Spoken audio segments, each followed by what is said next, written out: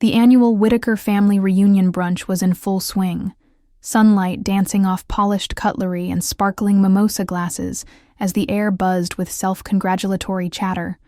Promotions, home remodels, Ivy League acceptances.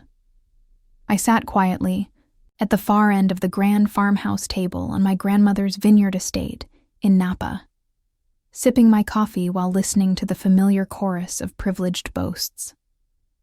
My cousin Isabel, the family's golden girl, dabbed the corner of her lip with a linen napkin and beamed. "Looks like I'm on track to become the youngest executive director in the firm's history," she declared, flipping her sleek blonde hair with all the drama of a shampoo commercial. The partners were floored by the revenue I brought. In last quarter, my mother clapped daintily, positively glowing. "That's our Isabel," she gushed. "Yale and Deloitte, what a powerhouse combination." I smiled faintly, still absorbing the message I'd received earlier that morning. The one confirming that Stratus Dynamics, the tech company I founded from scratch 4 years ago, had just been valued at $4.2 billion. The same message that mentioned Forbes wanted to feature me on the cover of their next issue. "And you, Laya?" Aunt Elise turned toward me with that trademark smirk, the kind that cloaked condescension and politeness. "Still working on that little app thing?" "Software architecture," I said calmly. "And yes, still working on it." In their eyes, I was still the eccentric cousin who gave up a cushy corporate job to tinker with code in a shared office in Oakland. I was 31 now, but they spoke to me like I was a confused teenager with a hobby, not a vision. Isabel raised her champagne glass with a smirk. "That's cute. Tech is fun and all, but it's not exactly managing billion-dollar portfolios." She didn't realize that the very firm she worked for had just adopted a machine learning tool licensed from Stratus Dynamics, technology I had personally helped develop. I stayed quiet. I'd learned that the truth, when it threatened to upend someone's carefully curated narrative, was often met with hostility. "Laya," my Uncle Richard said, swirling his drink. "Don't you think it's time to get serious? Maybe find a proper job. You're not 22 anymore." I thought about the acquisition offers in my inbox from Apple, Nvidia, and Amazon, each worth more than their combined real estate portfolios. "I'm doing just fine," I said softly, sipping my coffee. Isabel snorted. "Sure you are. Renting in Oakland, driving that beat-up Prius. I just closed on a Tribeca loft. With your parents co-signing the mortgage," I added smoothly. The table stilled. Isabel's smile faltered. "At least I've done something worth their investment," she hissed. "What have you built?" My mother leaned in, trying to smooth it over. "Sweetheart, maybe it's time to be practical. There's no shame in starting over, finding something more stable." I set down my cup with quiet finality. "No need. Forbes is calling next week to finalize my cover interview. They're featuring me in their Tech Billionaires issue." The room fell into stunned silence. I didn't need to say another word. "Your cousin could probably get you an entry-level job at her firm," Uncle Richard offered after a beat, his voice dripping with pity. "That's right," Isabel chimed in, a little too brightly. "Maybe billing or data entry. You're good with computers, right?" Polite laughter rolled down the table like poison. Even my father chuckled. "I'm happy where I am," I said, folding my napkin. "Happy being a nobody?" Isabel sneered, her eyes gleaming. "Face it, Laya, you'll always be a nobody. Some of us are just built for success. Some of us need to know our limits." My phone buzzed again, probably another message. From Forbes confirming tomorrow's announcement, 30 under 30. Meet Laya Whitaker, Tech's youngest self-made billionaire. I stood, grabbing my Italian leather bag, the one that cost more than her Tribeca down payment. "I should go. Early meeting tomorrow." "In that dingy co-working space?" Aunt Elise asked, lips curled in a mocking smile. That dingy space was a decoy. The real Stratus Dynamics HQ occupied 3 pristine private floors in San Francisco's Transbay Tower, but no one at that table had ever cared enough to visit. "You can't leave yet," my mother cried. "Isabel hasn't even told everyone about her new Hampton summer house. Bought it with my latest bonus," Isabel added with pride. "Though I suppose that kind of success is hard to understand when you're still playing with a little startup." I paused at the doorway, fingers grazing the ornate wooden frame. "You know what's funny?" I asked, turning back. "All these years, none of you have ever asked what my company actually does. Why would we?" Isabel shrugged. "It's not like you're changing the world. If only she knew. Stratus was powering supply chains for half the Fortune 500, optimizing energy grids in 3 states, saving billions, and now designing neuromorphic chips that could reshape computing across the globe." "Maybe you're right," I said, hoisting my bag over my shoulder. "Maybe some of us are just built differently." Isabel smirked triumphantly. "Finally admitting I'm better?" "No," I replied, already picturing the Forbes cover. "Just admitting we measure success differently." She blinked. "What's that supposed to mean?" I smiled. "Oh, and Isabel, you might want to check tomorrow's Forbes." "Why?" she asked, sipping her 3rd mimosa. "Did they do another profile on women in finance?" "Something like that," I said with a wink, stepping out into the crisp Napa Valley evening as the buzz of my phone echoed the future I had built, quietly, powerfully, and entirely on my own terms. As I stepped onto the gravel driveway, the cool Napa air brushing against my skin, I bypassed the old dented Prius I always drove to these family functions and made my way to where my real car waited, tucked discreetly behind the hedges, a sleek matte black Lucid Air Sapphire, its curves glinting faintly under the moonlight. I slid into the driver's seat, the plush interior bathed in the soft ambient glow of the dashboard. One new message. Forbes cover confirmed. Live link goes out at 9:01 a.m. EST. Congratulations again, Laya. I smiled, a slow, quiet smile of vindication, turned the key, and let the silence swallow the vineyard behind me. The laughter, the subtle jabs, the doubts. Tomorrow the world would know. And so would they. "Your cousin could probably get you an entry-level position at her firm," Uncle Richard had said earlier, voice heavy with condescension. "Filing maybe, or data entry," Isabel had added, sipping wine with a smug grin.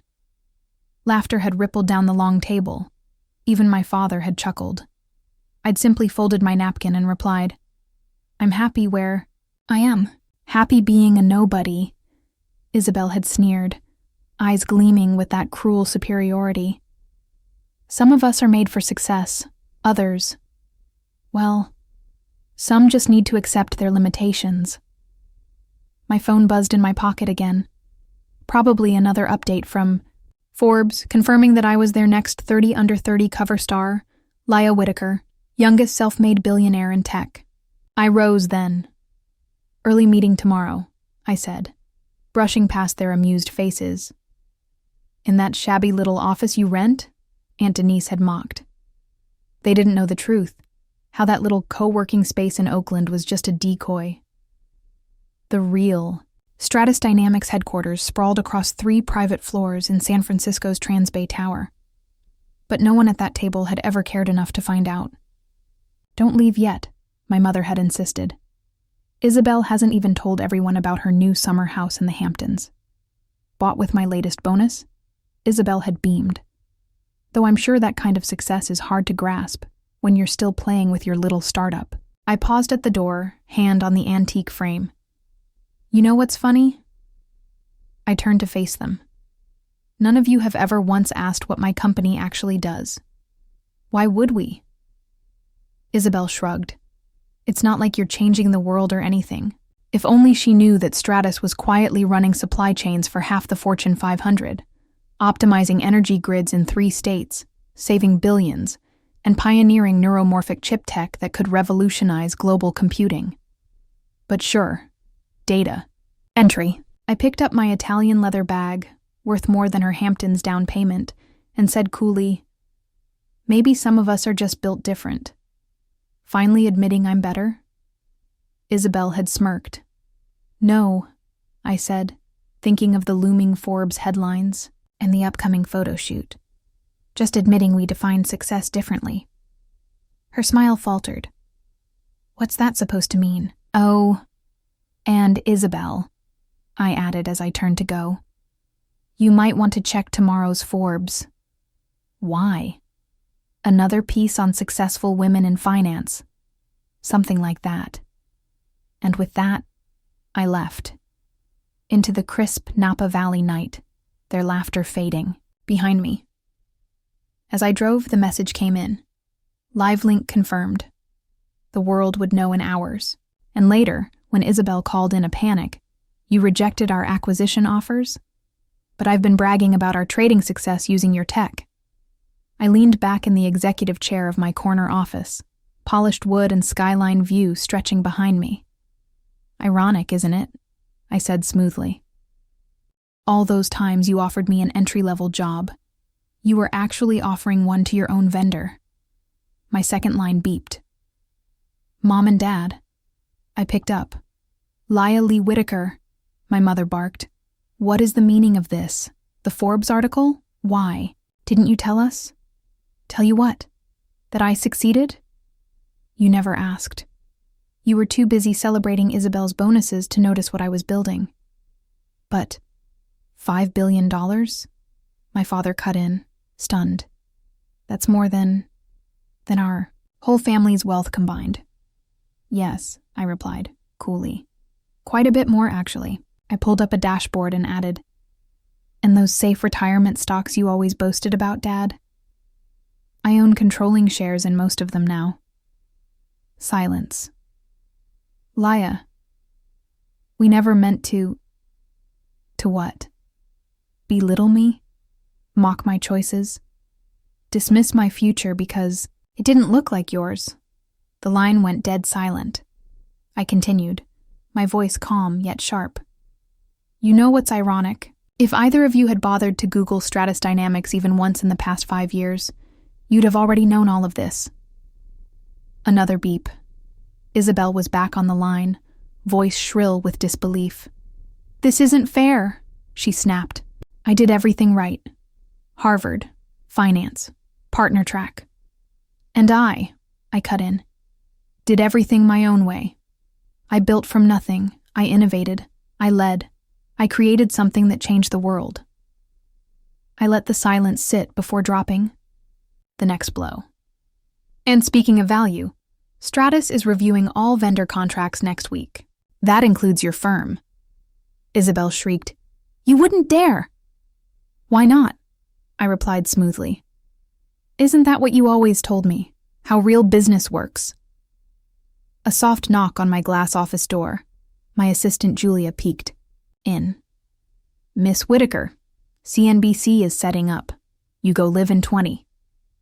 I nodded, then turned back to the phone. "I have to go now." "Laya," my mother interjected hastily, "about that apartment you rent." I laughed, low and easy. "Oh, that? I actually own the building. All 30 floors." I ended the call before they could recover. In front of me, a wall of screens came to life. Real-time feeds of Stratus's global operations. Zurich, Seoul, Toronto, all humming, thriving. My phone lit up again. "Isabel, we need to talk about the contract, please." Then Mom, "Dinner this week. Just us." I exhaled, slowly. Success hadn't changed me. It had simply made it impossible for them to ignore me any longer. "Dad, I always believed in you, Princess. Auntie, your cousin needs a job. Surely you can help her." I silenced the phone and smoothed the front of my charcoal blazer. I wasn't a girl begging for approval at brunch anymore. I was the CEO of a billion-dollar empire, and I was live on air in 5. "Ms. Whitaker, the anchor greeted, eyes wide with curiosity. You've built one of the most disruptive companies in AI, and yet stayed under the radar until now. How did no one see it coming? I tilted my head, composed. Some people only see what they expect to. They measure success in square footage, luxury zip codes, or job titles. But innovation doesn't always wear a designer suit or speak the loudest at the table. Behind my words, I imagined Isabel downstairs, clutching the Forbes magazine like a life raft, arguing with the receptionist, while my parents scrambled to rewrite the very story they once ignored. "And now that the world is watching?" the anchor asked. I smiled faintly. Now they'll witness someone they once dismissed go on to shape the future. Because this wasn't the finish line. It was just the starting gun. Stratus's next expansion into bio-integrated machine learning and quantum-secure AI would make today's valuation look quaint. One final buzz. Isabel again. "Please, I need this contract. My bonus depends on it." I turned off my phone without hesitation. The camera light blinked red. We were live. Because real builders don't beg for validation. We lead. We create. And even when the world takes a little too long to notice, we keep moving forward. If you've ever been the quiet one in the room, overlooked, dismissed, or doubted by the very people who should have lifted you up, this story is yours too. I didn't build Stratus Dynamics to prove anyone wrong. I built it because I believed in the vision, even when no one else did. And now, the same people who once laughed, they're calling for meetings. Funny how that works. If this struck a chord with you, drop a comment. Tell me where you are in your journey. I read every single one. Let's build a community where the underestimated become the unstoppable. And if you've ever been told your dream was too big, too wild, too unrealistic, here's my advice.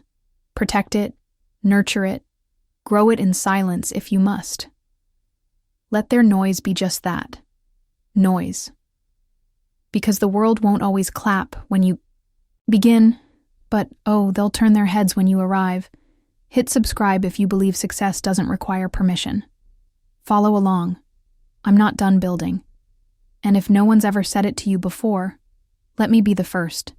You are worth betting on. Let's change the narrative, together.